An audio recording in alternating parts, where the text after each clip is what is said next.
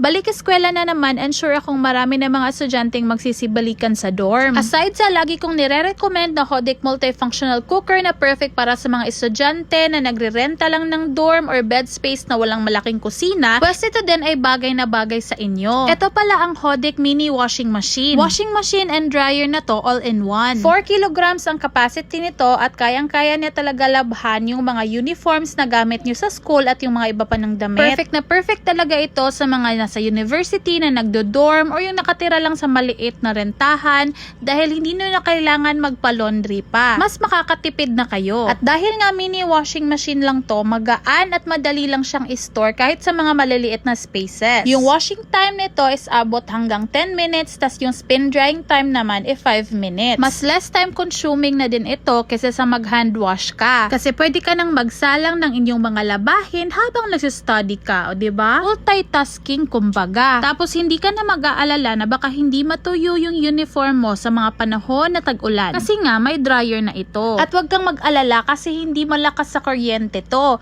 260 watts lang to at mas malaki pa yung kain ng kuryente ng mga rice cooker ninyo. Madali lang ding ikabit itong dewatering spin basket dito sa kanyang washing machine dahil ilalock mo lang siya dyan. Napakadali at very user-friendly. At ang nakaganda pa dito is meron siyang blue light sterilization. Kaya patay talaga yung mga bakterya dyan sa damit ninyo. Sulit na sulit talaga ito for a very affordable price kasi isang machine, dalawa na yung purpose niya. Tapos very aesthetic pa yung kulay niya. At available din ito in black. Ganito pala yung hitsura niya kapag naka-wash mode siya. At ganito naman yung kanyang hitsura kapag naka-spin dry. O diba ang bongga niya? Kaya kung gusto nyo, i-check nyo na lang yung yellow basket. Salamat!